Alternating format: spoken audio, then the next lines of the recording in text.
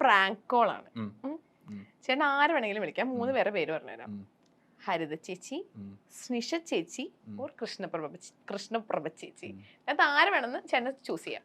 Okay, ഞങ്ങൾ ആദ്യം Rebecca ചേച്ചിനെ വിളിപ്പിക്കാന്ന് വിചാരിച്ചു. പക്ഷെ റബേക്ക ചേച്ചി ഞങ്ങളുടെ സ്ഥിരം പ്രാങ്ക് കോളിന്റെ ആളാണ്. പച്ചക്ക് വല്ലതും പറയുകയും ചെയ്യും. അതുകൊണ്ട് ഞാൻ ഒന്നാം കാര്യം ഷൂട്ട് കഴിഞ്ഞ് വന്നു കഴിഞ്ഞാൽ എന്റെ ലൊക്കേഷനിലോ അല്ലെങ്കിൽ എന്റെ കൂട്ടത്തിൽ അഭിനയിച്ച ആരുമായിട്ട് ഒരു ബന്ധം വെക്കുന്ന ആളല്ലേ, ഞാൻ ഇങ്ങനെ ഒരു കാര്യം പറഞ്ഞു ഇവരെ ആരെയും വിളിക്കാൻ പോകുന്നുള്ള കാര്യം അവർക്കറിയാം. ഇനിയിപ്പോ ഇവരെ എങ്ങനെ എടുക്കും എന്നുള്ള കാര്യം എനിക്കറിയില്ല. ട്രൈ. ഓക്കെ, അപ്പം നമ്മുടെ കോൺസെപ്റ്റ് എന്താന്ന് വെച്ചാല് ചേട്ടൻ ഇവര് 3 പേരിൽ ആരെ വേണമെങ്കിലും ചേട്ടനെ വിളിക്കാം.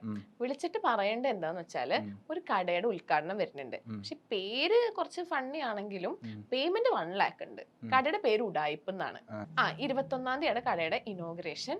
അപ്പം ഞാൻ കടയുടെ ഇനോഗ്രേഷന് വരുന്നു എന്ന് പറഞ്ഞിട്ട് ഒരു 1 minute വീഡിയോ അയച്ചു തരണം എന്ന് പറഞ്ഞാൽ മതി.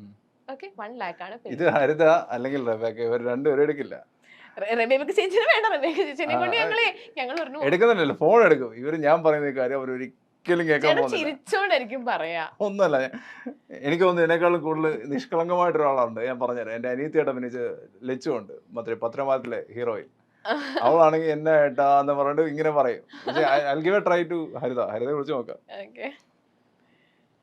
എടി തിരക്കായിരുന്നോ?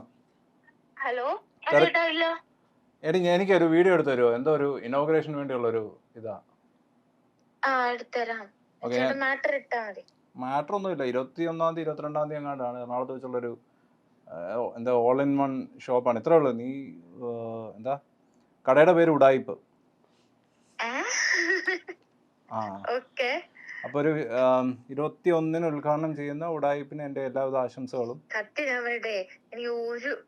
ഞാൻ അയച്ചു തരൂല. എനിക്ക് തന്നെ വിശ്വാസമില്ല. അതെന്താടി? എനിക്ക് വിശ്വാസമില്ലടോ ഉഡായിപ്പിന്റെ രാജാവേ. ഞാൻ കാര്യമായിട്ട് പറഞ്ഞാണുള്ള കാര്യം. ഞാൻ വിശ്വസിക്കൂല. അങ്ങനെ പേരൊക്കെ പറഞ്ഞിട്ട് ഞാൻ വിശ്വസിക്കൂല. ഇത് അടുത്ത ട്രോള്. ഇതുവരെ ഇന്റർവ്യൂ കഴിഞ്ഞില്ലേ? എടി അല്ലെന്ന്, ഞാൻ വിശ്വസിക്കത്തില്ലെന്ന്. സത്യമായിട്ട് ഞാൻ ഉള്ള കാര്യമാണ് പറഞ്ഞത്. ഇല്ല ചേട്ടാ, ഞാൻ വിശ്വസിക്കത്തില്ല. ഞാൻ അവരുടെ ആൾക്കാരോട് വിളിക്കാൻ പറയാം. നീ അവരുടെ ആൾക്കാരോട് വിളിക്കായിരുന്നല്ലേ? എനിക്ക് ഒന്നെങ്കിൽ അവരിറക്കിയ പോസ്റ്റർ കാണണം, അല്ലെങ്കിൽ കടയുടെ ഫോട്ടോ കാണണം.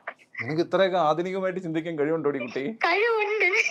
തന്നെയൊക്കെ കൂടെ കൂട്ടുകൂടി അന്ന് പോലെ എനിക്ക് ഭയങ്കര ബുദ്ധിയാ. Okay, by. ഇനി സത്യം പറ. എന്താ സത്യം പറയാനുണ്ട്?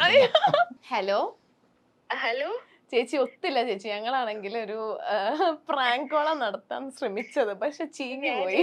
എത്രാമത്തെ പ്രാങ്ക് കോളാണെന്നറിയാമോ? ഇപ്പൊ മറ്റേ പുലി വരുന്നേന്ന് പറഞ്ഞ ശരിക്കും പറഞ്ഞാൽ പോലും ഞാൻ ആ മനുഷ്യനെ വിശ്വസിക്കുന്നത്. എന്നെ പ്രാങ്ക് ചെയ്യാതിരിക്കുന്ന നല്ലത്. ചേട്ടന്റെ സ്ഥിരം പണിയാണോ ഇത്? ആണോ? ഓ, ഞാനതുകൊണ്ട് സ്ഥിരം വരെയാണ്. ഞങ്ങളടുത്ത് പറഞ്ഞു, അപ്പൊ തന്നെ പറഞ്ഞു ഞാൻ പറഞ്ഞ അവള് വിശ്വസിക്കത്തില്ല എന്നൊക്കെ പറഞ്ഞായിരുന്നു. ഞാൻ കുറച്ച് ഇന്റലിജന്റാ, അതിന്റെ കുഴപ്പം. ഓക്കെ ഓക്കെ ചേച്ചി, താങ്ക് യു കേട്ടോ. Thank you so much. ഓ ഷോ. ഇത് ഏതാ ചാനല്? Milestone makers. ഓക്കെ, ഞാൻ ഓരോന്നോരോന്ന് ടിക്ക് ചെയ്ത് വരുക. പ്രാങ്ക് പോയി. ഓക്കെ ചേച്ചി, ശരി. താങ്ക് യു കേട്ടോ. Okay, bye. ഓക്കെ ചേട്ടാ, അടുത്തായിട്ട് വരും. ആ, വരാം. I am waiting. ഓക്കെ, ശരി.